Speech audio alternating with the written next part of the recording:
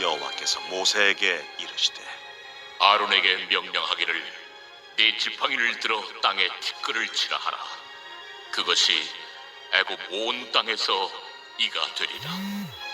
그들이 그대로 행할세 아론이 지팡이를 잡고 손을 들어 땅에 티끌을 치매 애굽 온 땅의 티끌이 다 이가 되어 사람과 가축에게 오르니 요술사들도 자기 요술로 그같이 행하여 이를 생기게 하려 하였으나 못하였고 이가 사람과 가축에게 생긴지라 요술사가 바로에게 말하되 이는 하나님의 권능이니이다. 하였으나 바로의 마음이 완악하게 되어 그들의 말을 듣지 아니하였으니 여호와의 말씀과 같더라. 여호와께서 모세에게 이르시되 아침에 일찍 일어나 바로 앞에 서라. 그가 물이 있는 곳으로 나오리니 그에게 이르기를 여호와께서 이와 같이 말씀하시기를 내 백성을 보내라. 그러면 그들이 나를 섬길 것이니라. 네가 만일 내 백성을 보내지 아니하면 내가 너와 네 신하와 네 백성과 네 집들의 파리떼를 보내리니 애굽 사람의 집집에 파리떼가 가득할 것이며 그들이 사는 땅에도 그러하리라. 그날에 나는 내 백성이 거주하는 고센 땅을 구별하여 그곳에는 파리가 없게 하리니 이로 말미암아 이 땅에서 내가 여호와인 줄을 내가 알게 될 것이라. 내가 내 백성과 네 백성 사이를 구별하리니 내일 이 표징이 있으리라 하셨다 하라. 하시고 여호와께서 그와 같이 하시니 무수한 파리가 바로의 궁과 그의 신하의 집과 애굽 온 땅에 이르니 파리로 말미암아 그 땅이 황폐하였더라. 바로가 모세와 아론을 불러 이르되 너희는 가서 이 땅에서 너희 하나님께 제사를 드리라. 모세가 이르되 그리함은 부당하니이다. 우리가 우리 하나님 여호와께 제사를 드리는 것은 애굽 사람이 싫어하는 바인지 우리가 만일 애굽 사람의 목전에서 제사를 드리면 그들이 그것을 미워하여 우리를 돌로 치지 아니하리이까.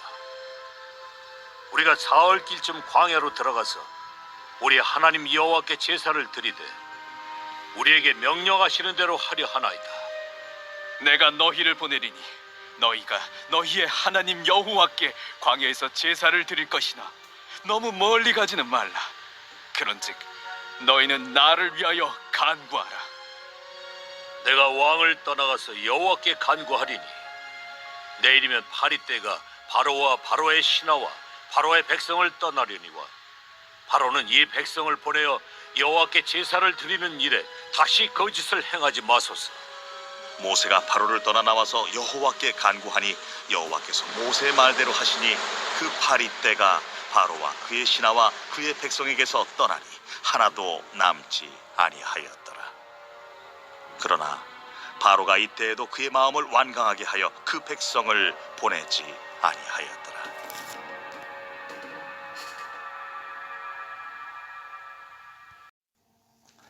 오늘 본문은 세 번째 재앙인 이와 네 번째 재앙인 파리 재앙의 이야기가 나오고 있습니다. 보통은 재앙이 내리기 전에 모세를 통해서 바로에게 경고의 메시지가 먼저 주어지지만 이번에 내린 이 세 번째 재앙은 경고 없이 바로 내린 재앙이 되겠습니다. 아론이 지팡이로 땅에 티끌을 치자 온 땅의 티끌이 이가 되었습니다. 애굽의 사람들과 가축들까지 이로 인해서 고통을 겪게 됩니다. 요술사들이 그 이전 재앙인 피재앙과 개구리 재앙을 따라 했었는데 18절에 보시면 이번 재앙만큼은 따라하지 못했고 오히려 19절에서 요술사가 바로에게 이르되 이는 하나님의 권능이다 라고 말하죠. 바로의 이 요술사들이 이는 하나님의 권능이다 라고 인정했지만 그럼에도 불구하고 바로는 마음이 완악해져서 이 말을 듣지 않습니다. 같은 편이 힌트를 줘도 망하려고 고집을 부리고 있는 것입니다. 다음으로 네 번째 재앙인 파리 재앙이 나옵니다.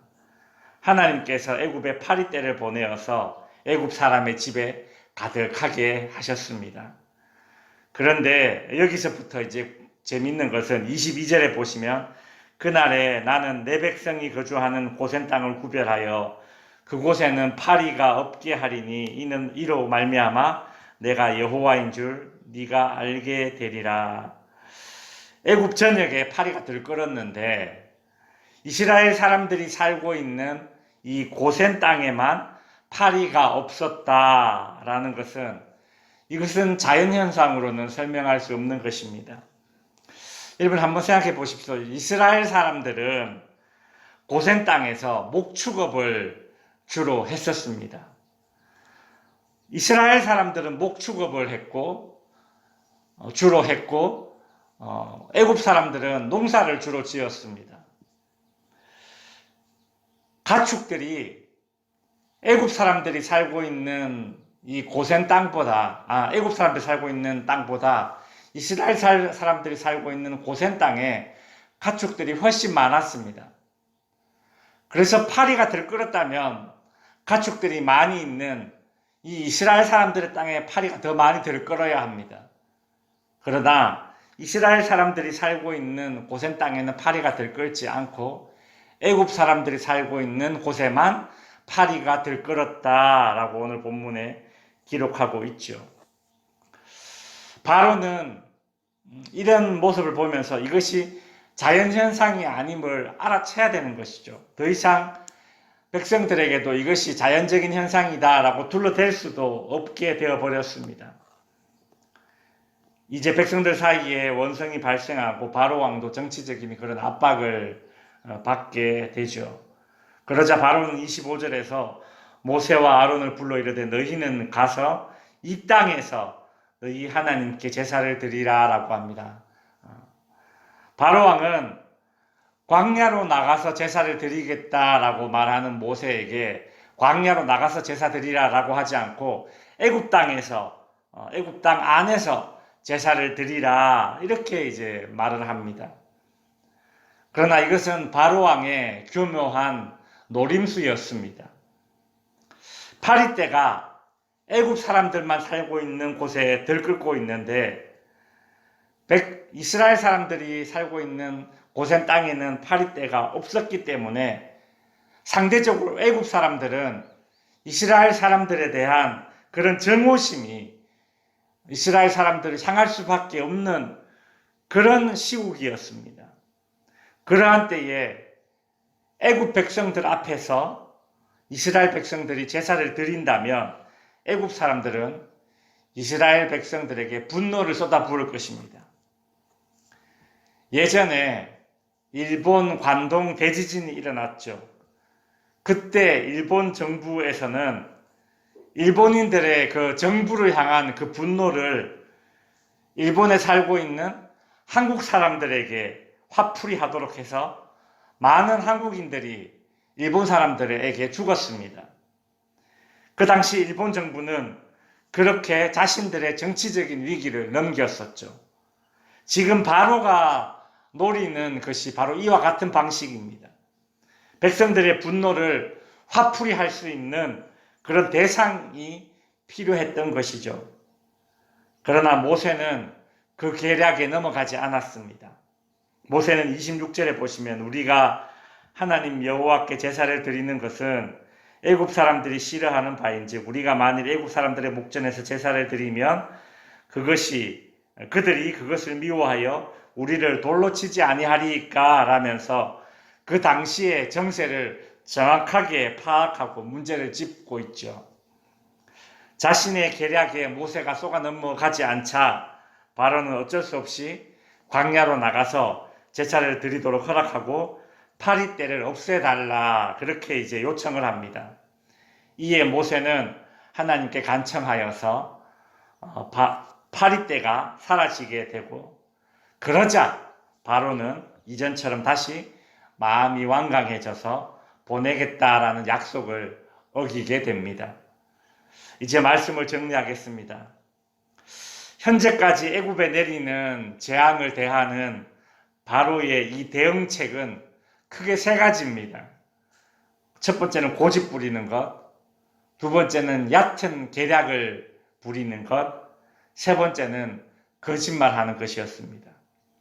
그러나 이 세 가지 대항으로는 하나님 앞에 오히려 더 망하게 될 뿐입니다. 성도 여러분, 고집과 얕은 깨와 그리고 거짓말로 문제를 해결해 보려는 그런 유혹을 우리는 물리치고 망하게 되는 길을 제발로 찾아 들어가지 말아야겠습니다. 하나님을 의지하는 사람은 고집을 부리지 않고, 하나님을 의지하는 사람은 얕은 깨를 부리지 않고, 하나님을 의지하는 사람만이 거짓말로 위기를 모면하려고 하지 않을 것입니다. 고로 우리에게 지금 필요한 것은 하나님 의지함과 신실함입니다. 성도는 하나님을 모르는 자들과 하나님을 대적하는 자들처럼 고집과 계략과 거짓말이 아닌 하나님 의지함과 신실함으로 망할 길이 아니라 살 길을 선택하는 그런 성도들이 될 수 있기를 주님의 이름으로 축원드립니다.